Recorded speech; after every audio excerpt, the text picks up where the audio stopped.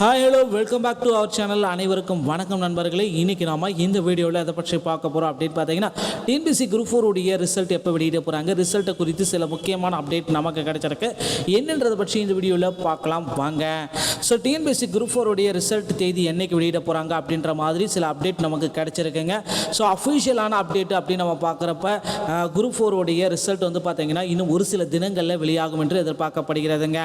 So தேர்வு எழுதின தேர்வர்களுக்கு வந்து பார்த்தீங்கன்னா கட் ஆஃப் ரொம்ப கம்மியாக தான் வந்திருக்கு. இந்த ஆண்டு வந்து பார்த்திங்கன்னா தேர்வு வினாத்தாள் கடுமையாக இருந்தது அப்படின்றதுனால ஸோ கட் ஆஃபை பொறுத்தவரை வந்து பார்த்திங்கன்னா பேசிக்காக ரொம்ப கம்மியாக தான் இருக்குது. ஸோ அதனால் வந்து பார்த்திங்கன்னா ரிசல்ட்டை உடனடியாக வெளியிடுங்க அப்படின்னு கோரிக்கை வச்சதுனால, ஏன்னா ரிசல்ட் வெளியிடு அப்படின்னா மறுதேர்வு நடத்தணும் அப்படின்ட்டு ஒரு 50க்கு மேற்பட்ட கோச்சிங் சென்டர்காரங்க எல்லாமே வந்து பார்த்திங்கன்னா போராட்டம் நடத்துகிறாங்க.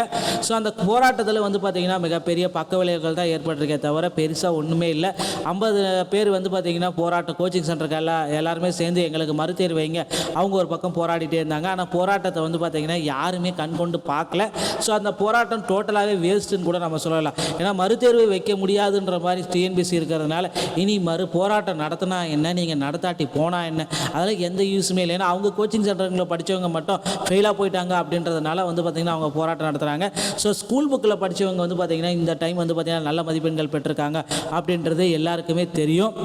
ஸோ அதனால் வந்து பார்த்திங்கன்னா இந்த டைம் வந்து பார்த்திங்கன்னா டிஎன்பிஎஸ்சியில் வந்து பார்த்தீங்கன்னா கட் ஆஃப் ரொம்ப கம்மிங்க. ஸோ பேசிக்காக வந்து பார்த்தீங்கன்னா விஏஓ ஆகணும் அப்படின்னு நீங்கள் நினச்சிங்கன்னா ஒரு 150 மார்க் இருந்தாலே போதும். அடுத்து ஜூனியர் அசிஸ்டன்ட் இந்த மாதிரி கேட்டகரிக்கு வந்து பார்த்தீங்கன்னா 140 மார்க் இருந்தாலே போதும். அடுத்து இந்த ஃபாரஸ்ட் கார்டு வாட்சர் இந்த மாதிரி கேட்டகரிக்கு 135 மார்க் இருந்தாலே போதும். ஸோ அடுத்த கேட்டகரி அப்படி நம்ம வரப்போ வந்து பார்த்தீங்கன்னா இந்த டைப்பிஸ்ட்டு ஸ்டெனோ டைப்பிஸ்ட்டு இந்த மாதிரி கேட்டகரி வரப்போ வந்து பார்த்தீங்கன்னா வெறும் உங்களுக்கு வந்து பார்த்தீங்கன்னா 130 மார்க் இருந்தாலே போதும். ஸோ இது எல்லாமே கொஷின்ஸ் ரைட்டாக இருந்தாலே போதும். குரூப் 4 நிச்சயமாக உங்களுக்கு பணி கிடைக்கும். குரூப் 4 உடைய முடிவுகள் வந்து பார்த்தீங்கன்னா நீங்கள் எல்லாருமே எதிர்பார்த்த மாதிரி அக்டோபர் முதல் வாரத்தில் வெளியாகும் என்று எதிர்பார்க்கப்படுதுங்க. ஸோ டிஎன்பிஎஸ்சி அவங்களுடைய ஆனுவல் பிளானர்லேயே வந்து பார்த்தீங்கன்னா குறிப்பிட்டே சொல்லிட்டாங்க அக்டோபர் முதல் வாரத்தில் நாங்கள் இதற்கு உண்டான ரிசல்ட்டை வெளியிடுவோம் அப்படின்றது. ஸோ அக்டோபர் மாதம் முதல் வாரத்தம் 1ஆம் தேதியிலேருந்து ஒரு 3ஆம் தேதிக்குள்ளார குரூப் 4 உடைய ரிசல்ட்டு 100% வெளியாகும் என்று எதிர்பார்க்கப்படுகிறதுங்க. ஸோ அடுத்தடுத்து வந்து பார்த்தீங்கன்னா டிஎன்பிஎஸ்சியில் இன்னொரு மகிழ்ச்சியான செய்திகள் வந்திருக்கு. குரூப் 4 உடைய வேகன்சிஸ் உயர்த்துறது குறித்தும் முக்கியமான தகவல் வந்திருக்கு.